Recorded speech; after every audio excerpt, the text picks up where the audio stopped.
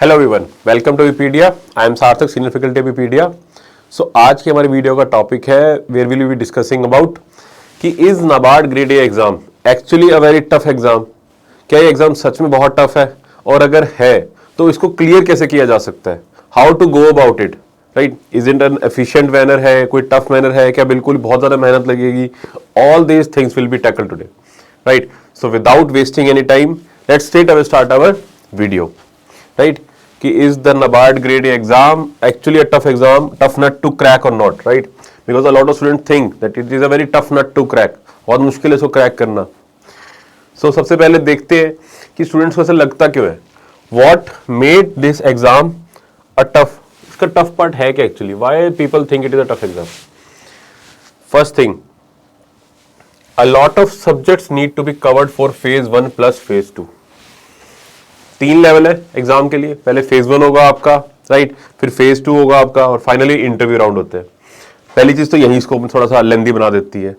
उसके बाद जब आप पैटर्न एनालाइज करो तो आप देखोगे फेज 1 के अंदर although there are merit section and non merit section, मतलब कुछ मार्क्स की जो कुछ सब्जेक्ट्स ऐसे हैं जिनके मार्क्स आपके फाइनल कट ऑफ में भी डिसाइड नहीं कर रहे, but you still need to prepare them and there are lot in number.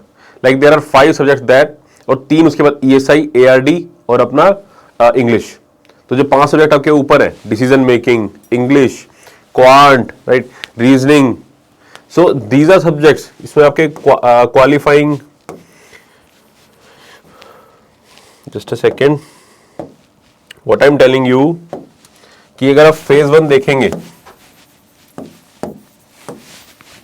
Phase 1 के अंदर आपके merit subjects which is actually 3 in number, ESI, ARD और English. ESI plus ARD plus English, then sorry English नहीं, GA, third आपका GA, और उसके बाद आपके नॉन मेरिट सेक्शन कितने हैं? 5 इन नंबर, जिसमें आपका English, quant, right, LR, decision making और कंप्यूटर एंड एप्लीकेशंस, ये सब आपके आते हैं। सो यू कैन सी कितने सारे सब्जेक्ट को प्रिपेयर तो करना ही है ना आपको फेज 1 के लिए, राइट। आपको 8 सब्जेक्ट हो गए, एक तरीके से 8 सब्जेक्ट को प्रिपेयर करने हैं, तो ये थोड़ा सा ट्रबलसम पार्ट हो जाता है इसके लिए, right. Then second thing is the time crunch. Time crunch in the sense कि आपको अभी देखा आपने 8 सब्जेक्ट है, आपको 2 घंटे के पेपर के अंदर पूरे करने हैं। 8 subjects you will be getting 2 hours, so on an average around 36-37 seconds के अराउंड आपको एक क्वेश्चन के लिए मिल रहा है, so which is very less if you ask me। तो वो चीज भी थोड़ा टफ बना देती है, राइट, ये इसको टफ बनाता है। बेसिकली जो एग्जाम का पैटर्न है ना, वो इसको थोड़ा टफ बना रहा है कहीं ना कहीं, जिसका सिलेबस और पैटर्न है वो टफ बना रहा है। Second is the sectional cut off plus time struggle. अब एज सच कोई भी सेक्शनल टाइम लिमिट नहीं है इसके अंदर, तो आपको अपने अकॉर्डिंगली ही टाइम मैनेज करना है। तो वो भी अपने आप में एक स्ट्रगल आ जाती है, वो भी अपने आप में एक आर्ट है। बेसिकली प्रैक्टिस से आती है वो चीजें। You will be getting to know, आपको अपने आप मैनेज करना पड़ेगा, आपको अपने आप सीखना पड़ेगा किस सेक्शन में कहाँ वीक है, हम कितना टाइम देना है। So all these things have to be developed also, right. तो वो चीज को क्या बनाती है? टफ बना देती है। Then is the diversified pattern. See here, pattern के साथ साथ अगर आप सिलेबस देखो पहले तो, when you will see the syllabus, it is very vast. Syllabus ही बहुत वास्ट है। अगर आप खाली जो सिलेबस दिया हुआ है नोटिफिकेशन के अंदर, जिसके अंदर आपका ESI, ARD, राइट, ESI का स्टैटिक पार्ट, ESI का करंट अफेयर्स, ARD का स्टैटिक पार्ट, ARD के करंट अफेयर्स। अगर आप ARD का स्टैटिक पार्ट देखो तो बहुत सारे टॉपिक्स आपके उसके अंदर इंक्लूडेड है, और आपको सब कुछ बहुत डिटेल में प्रिपेयर करना ही करना है। ESI के अंदर भी आपको स्टैटिक पार्ट प्रिपेयर करना ही करना है। क्या पता आ जाए, ऑल्दो पिछले साल के पैटर्न आप एनालाइज करें तो आपको पता लगेगा भी ESI के स्टैटिक पार्ट से क्वेश्चन ना के बराबर ही आ रहे हैं, बट कुछ नहीं पता, नेक्स्ट ईयर भी आ सकता है। आपको प्रिपेयर तो करके जाना ही है। You will have to prepare, पूरा 100% प्रिपरेशन के साथ आपको एंटर करना है एग्जाम के अंदर, राइट। सो ये सब चीजें। उसके बाद जब पैटर्न की बात करते हैं, फेज 1 के अंदर आपके ऑब्जेक्टिव क्वेश्चन है, राइट, ऑब्जेक्टिव क्वेश्चन प्रिपेयर करने हैं। उसके बाद फेज 2 पे जब आएंगे, फेज 2 के अंदर आपको ऑब्जेक्टिव क्वेश्चंस प्लस डिस्क्रिप्टिव दोनों पर अटेम्प्ट करेंगे। जब आप फेज 2 के अंदर एंटर करते हैं, राइट, फेज 2 के अंदर ऑब्जेक्टिव प्लस सब्जेक्टिव बोथ, दोनों के दोनों आएंगे इसके अंदर। और इतना ही नहीं, ऑब्जेक्टिव भी काफी डिफरेंट वे में आएंगे इसके अंदर। आपके पैराग्राफ बेस्ड ऑब्जेक्टिव क्वेश्चन आने लग गए हैं। हम पूरा पूरा पैराग्राफ दे देते हैं, इतना बड़ा क्वेश्चन लास्ट की 1-2 लाइनों के अंदर होता है, वहां से पूछ लेते हैं वो, राइट। तो वो आने लगे हैं। सब्जेक्टिव क्वेश्चंस की आपको टाइपिंग पे, कंप्यूटर पे टाइप करके लिखना है। आई मीन पेन पेपर पे नहीं होगा, कंप्यूटर पे टाइप करना होगा। और उससे भी बड़ी बात,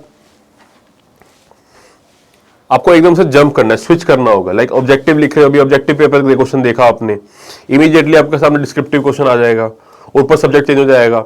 अभी आप इंग्लिश का पेपर दे रहे हैं, उसके 2 मिनट थोड़ी देर बाद ही आपका 5 मिनट का ब्रेक भी नहीं होता प्रॉपरली, उसके बाद आपके सामने ESI आ जाएगा, फिर उसमें ऑब्जेक्टिव, फिर उस ESI के अंदर ही सब्जेक्टिव, उसके बाद ARD आ जाएगा। ARD में सब्जेक्ट ऑब्जेक्टिव, ESI और ARD इकट्ठा ही होगा, मतलब ऑब्जेक्टिव सब्जेक्टिव क्वेश्चन दोनों करने होंगे आपको।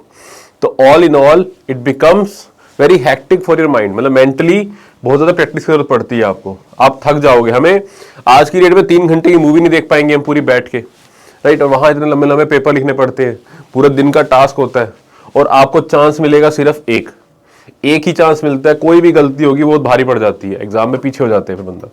यही प्रॉब्लम है इस एग्जाम की, यही इस एग्जाम को थोड़ा टफ बनाता है, राइट। कि ये बहुत लेंदी है, लेंदी दोनों वे में। एग्जाम जब कंडक्ट करा जा रहा है वो भी बड़ा लेंदी है, बहुत लंबी ड्यूरेशन के लिए चलता है, और दूसरी वे में लेंदी, इसका जो सिलेबस है वो इसको बहुत लेंदी बना देता है, राइट। आपको एक सिटिंग की हैबिट डेवलप करनी पड़ती है, डिफरेंट जो पैटर्न है उनसे अपने आप को अडॉप्ट करना पड़ता है। So all these things make it a bit tough exam, tough बना देते हैं इन चीज़ों को। बट ये सब तो चीज़ें ठीक है कि भाई टफ है सर, पर क्या इस एग्जाम को क्लियर किया जा सकता है? इन सबको टैकल कैसे करेंगे? Definitely this can be tackled and a lot of students do this every year, right? अगर आप एक राइट स्ट्रेटेजी के साथ, एक राइट माइंडसेट के साथ, एक अच्छी प्रिपरेशन के साथ, तरीके से, मतलब जिस चीज पे एफर्ट देना है वहीं पर अगर आप एफर्ट देंगे, राइट, टाइम अपनी एनर्जी को सही जगह पे फोकस करके लगाएंगे, तो डेफिनेटली इस एग्जाम को क्लियर किया जा सकता है। अगर आप यही सोचते रहेंगे कि बहुत टफ है, बहुत लेंदी है, या फिर आप टाइम वेस्ट करते रहेंगे, सोचते रहेंगे कि नोटिफिकेशन आएगा तब करेंगे, ये वाली जो चीजें होती है ना, ये आपको पीछे करती हैं एग्जाम के अंदर, बाकी कुछ नहीं करता। अगर एग्जाम टफ है तो सबके लिए टफ है, it's not just for you, equally सबके लिए टफ है। रिलेटिव एग्जाम होते हैं, ये एग्जाम टफ इसीलिए बनाए जाते हैं, इनका पैटर्न इसीलिए ऐसा सेट किया जाता है कि वो एनालाइज करेंगे कि आप टफ सिचुएशन में भी कितने काम रहते हैं, कि भाई आप चीजों को हैंडल कैसे करते हैं। क्या आप चीजों को देख के, कोई टफ चीज आपके सिचुएशन सामने आते हैं उसको देख के नर्वस हो जाते हैं, या वहां पर खड़े रहते हैं, थोड़ा एनालाइज करते हैं, चीजों को सॉर्ट आउट करने की ट्राई करते हैं, पूरा देखते हैं कितना टफ है, कैसे क्या करना है। तभी दैट इज द रीजन कि this kind of pattern is design for this kind of exam, because बहुत अच्छी जॉब है, बहुत अच्छा करियर अपॉर्चुनिटी है, बट द डिमांड है जॉब की आपकी, वो इसी अकॉर्डिंग है कि आपको आगे जाके सिचुएशन अगर ऐसी हैंडल करनी पड़ जाए तो आप कामली एंड कंपोजली उस चीज को हैंडल कर पा रहे हो। अब यहीं पर आप अप्लाई करें उस चीज को कि भाई आप एक तो आप इसी से डर जाए कि भाई बहुत टफ एग्जाम है, मेरे से नहीं पढ़ा जाएगा। लेकिन वहीं अगर आप दूसरी तरफ एक चीज को देखें कि यार कंपटीशन तो है बट रिलेटिव है, मेरे लिए अकेले के लिए टफ नहीं है, सबके लिए टफ है। फिर ये अगर मैं एक राइट स्ट्रेटेजी के साथ, एक तरीके से पूरा फोकस के साथ पढ़े, राइट, कंसिस्टेंटली पढ़े, डेली बेसिस पे पढ़े इसको, और प्रॉपर टाइम जितना डिमांड करे उतना टाइम दें, तो डेफिनेटली इस एग्जाम को क्लियर किया जा सकता है। और करियर किसका बनेगा? आप ही का बनेगा, एक बहुत अच्छा करियर बनेगा, कुछ सोचने की ज्यादा जरूरत पड़ेगी नहीं आगे जाके, right. So all these things had to be done, और उसके लिए मैं वीडियोस भी लेके आपके सामने आता रहता हूँ, राइट। मैं अपनी खुद की जो टेक्निक्स मैंने अप्लाई करी थी वही आपके सामने लेके आता हूँ, which made me also possible to crack this kind of exams, right. आप बस उन्हीं को अप्लाई कीजिए, try to apply them first, right, give proper time, that will be my only suggestion. हम क्या करते हैं, हम नोटिफिकेशन की वेट करते रह जाते हैं कि नोटिफिकेशन आएगा हम तब प्रिपेयर करना स्टार्ट करेंगे। गलती वहीं पे होती है सबसे बड़ी। प्रिपेयर डेफिनेटली तब भी किया जा सकता है, बट वही बात है, आपको जहां पर आपका 2 घंटे, आपको 10 घंटे का काम आपको 2 घंटे में करना पड़ जाए तो प्रेशर तो आता है दिमाग पर, बहुत एफर्ट लगता है उसमें। तो हार्डवर्क प्लस स्मार्ट वर्क, दोनों चीजों को अगर आप साथ में लेकर चलेंगे तो इस एग्जाम को आराम से क्लियर किया जा सकता है। इट्स नॉट लाइक कि इस एग्जाम को क्लियर नहीं किया जा सकता, राइट। और अगर आपको इसके बाद if you actually need a help कि भी इस एग्जाम को कैसे क्लियर करें, I have a wonderful option for you to be part of this frame. आप भी इस फ्रेम का, फर्स्ट ऑफ ऑल आप भी इस फ्रेम का पार्ट हो सकते हैं। है क्या ये?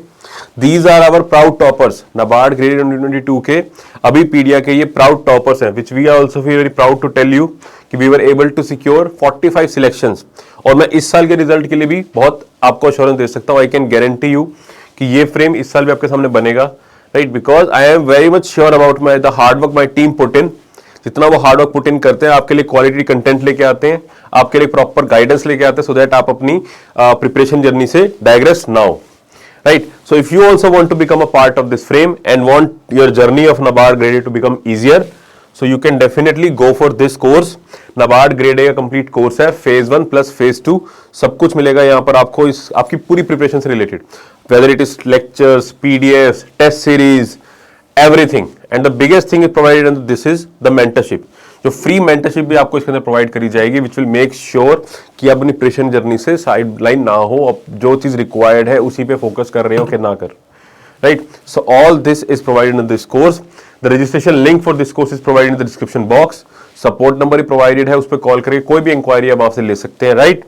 सो with this I wish you good luck for your future endeavours. Until our next video, take care and bye bye. Thank you.